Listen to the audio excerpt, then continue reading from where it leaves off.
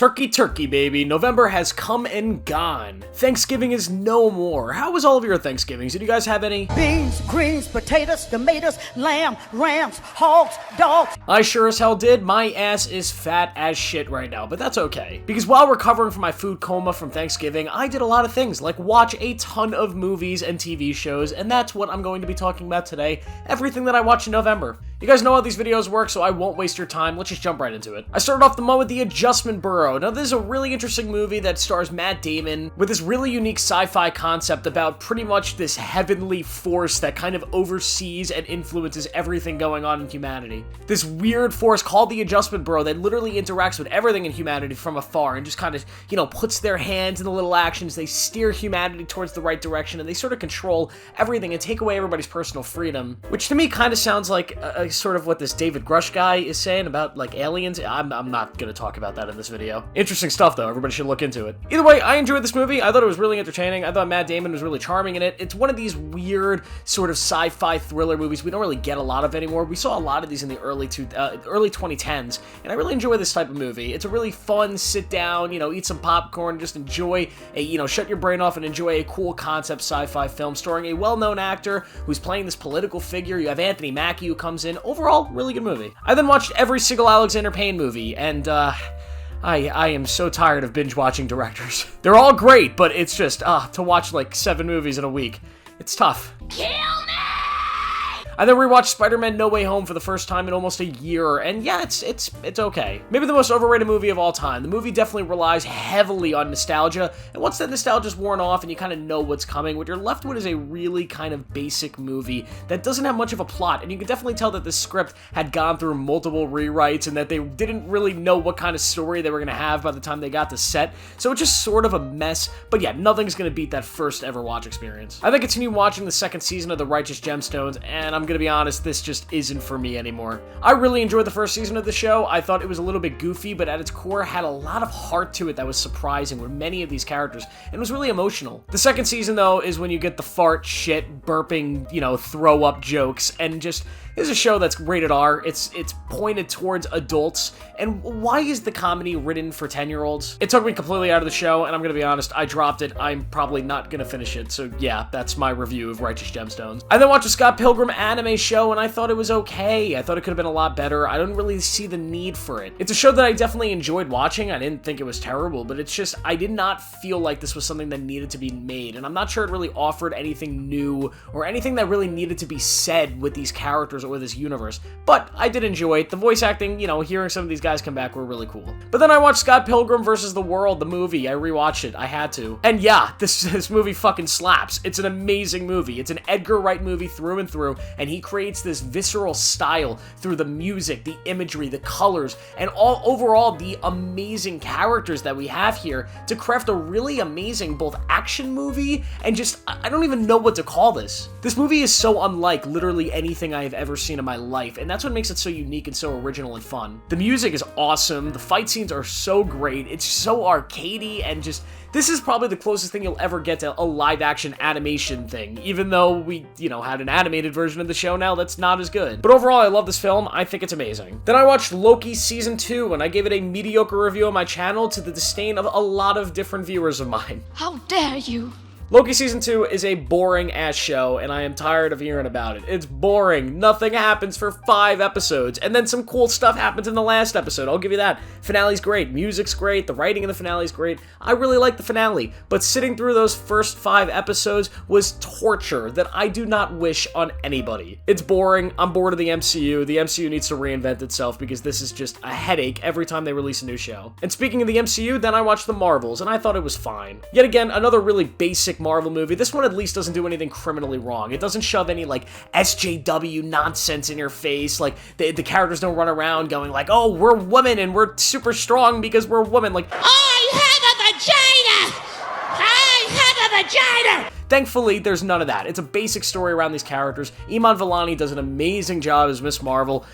Brie Larson does whatever Brie Larson does in movies these days. The action was fine, the story was non-existent, and overall, it just didn't do much for me, but I'll give it its props. It was definitely not the worst thing that Marvel has put out this year. I then watched David Fincher's The Killer, and I loved it. I'm seeing a lot of people not really loving this movie. They don't like how basic it is. They kind of didn't really like the third act, but I love this movie because of how basic it is. This movie proves how good David Fincher is at making movies, because he took a script that in nature is so simple. It's a script that's so cookie cutter, just about this basic revenge story, about this hitman out for revenge, and it's just crafted so well, both in its cinematography, its music, the amazing performance from Michael Fassbender, a script that I think is pretty tight and pretty enjoyable, and pacing that makes the movie fly by. Overall, I love this movie, and I'm going to be making a David Fincher ranked movie soon. I'm trying to watch the last 2 films of his that I haven't seen, but when that video comes out, this is definitely going to be right near the top. And speaking of David Fincher, I watched The Game for the first time, and I loved it. The Game is so good.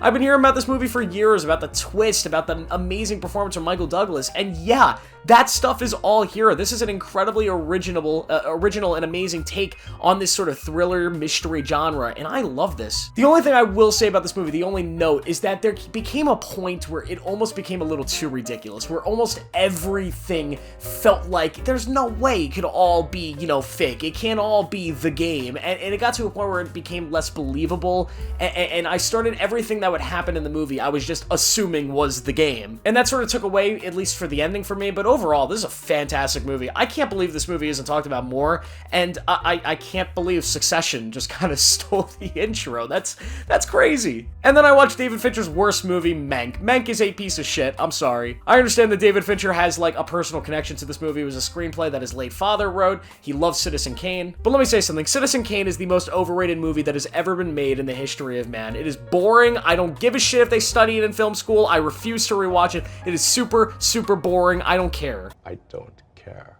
So let's make a movie about the most boring movie of all time. Let's show you how that movie was made, and let's film it with the sound design and the cinematography and the aspect ratio and everything to make it look like Citizen Kane and feel like Citizen Kane. So what do you get? You get a boring movie that I don't want to watch. Gary Oldman's good in it. He's fine. The actors do a decent job, and there is like a certain charm to it early on that I kind of liked, but God, did I fall asleep during this one. Then I watched the new Hunger Games movie, and I really liked it. I thought it was one of the best in the series. Seeing the original story of President Snow and his upbringing, and seeing this original, or this 10th Hunger Games, and how archaic it was, and sort of the relationship between the capital and the districts at this early stage after the Dark Days, was really great, and I think the whole cast here was really great, with Tom Blythe being amazing as Snow, with Peter Dinklage giving such a great and underrated performance, with Viola Davis having so much fun, and even Rachel Zegler, who I know everybody hates, but she's great in this movie, and her singing parts add so much character and so much life to this story. Overall, we need more Hunger Games prequels, because this is great. I loved it. I then saw Thanksgiving, and I thought it was fine.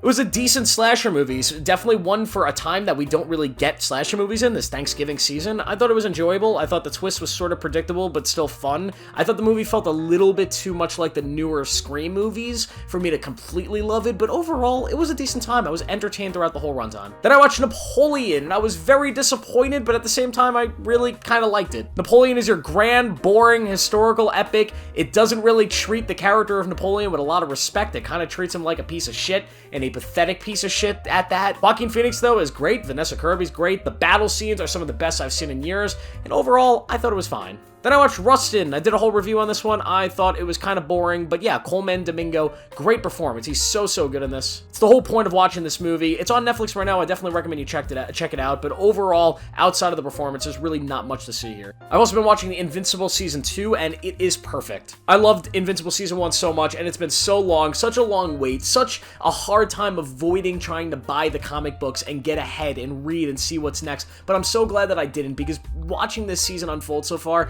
and seeing the newest episode specifically was just so amazing, and I cannot wait to see what comes next. Just please don't make me wait too long. Then I watched Saltburn, the movie that's being deemed as the weirdest movie of the year, but like, did you guys not see Infinity Pool? Yeah, Jamesy! Saltburn is a weird movie. There's some gross shit in here that made me cringe, but at the same time, it's a really entertaining movie. It's a movie that kind of reminded me of Knives Out. It's a weird mystery thriller type thing. Barry Keoghan is an amazing performance. Jacob Elordi is a great performance. This is one of the best movies of the year. It just is. It's a really, really well-crafted movie that has a lot of interesting, weird stuff in it. When I say weird stuff, right now, I'm more talking about the filmmaking stuff and not the weird bathtub stuff that happens in the film. Overall, though, I really love this movie. I recommend it. I've also been watching The Curse, and yeah, Nathan Fielder, by God, this guy can make a TV show. He just doesn't miss. He's unbelievable, and The Curse is no different. This show is awesome. It's so good. It's so different than anything else Nathan Fielder's done. Emma Stone, terrific in this, but maybe my favorite performance from her this year, and I've seen Poor Things, and I think she's better in this somehow. She's so good and so funny, and Nathan Fielder's so great, and in the newest episode, episode 3, there's a scene where it's like, they're flexing their acting chops, which, you know, not a surprise for Emma Stone, but Nathan Fielder, my God, this guy can act. I can't wait to see where this show goes. I'll have a review for it next month when it's finished, but yeah, The Curse is great. I've also been watching Squid Games The Challenge, and what the fuck? Why does this exist, Netflix? You know what, just for the fuck of it, I'm gonna keep my thoughts for a full video that I'm gonna make on this, but this is something. Because of Squid Game The Challenge, I've also been rewatching Squid Game, and I love it. Squid Game is still really, really good. It's an amazing show that I feel like has been kind of glorified by our culture a little bit too much, but at the same time, it's a really entertaining show that has a really good thematical purpose at its core. It's got really strong performances. That first watch through was super surprising, and you can't really understand how great that first watch was without knowing what this world was. And overall, Squid Game is a really good show. And I finished out the month with The Wilder People, because I'm watching all of Taika Waititi's movies right now, and man, it's not that easy. But The Wilder People is fucking great, okay? Taika Waititi knows how to make great movies, and I'm gonna be making a whole video ranking all of his pictures, so I won't give too much of an opinion here on this movie, but overall, I thought it was great. If you want to know anything about video games, I'm currently trying to play through Final Fantasy 16, but I haven't watched nearly enough of it to give it an actual opinion yet. I've also been torturing myself by playing Call of Duty Modern Warfare 3. Yes, I did waste $70 buying a glorified DLC. I'm not happy about it. I'm just... It's been a rough month for me, alright? Give me a break. Oh, I'm fine. It's just that life is pointless and nothing matters, and I'm always tired. Also, I can't sleep. I'm overeating. None of my old hobbies interest me. But yeah, that's the video. You guys excited for December? Because I'm not. Why is time moving so fast? But thanks for watching. Make sure to like this video and subscribe for more. Make sure to turn on notifications to see everything as I post it. I'll see you guys in the next video.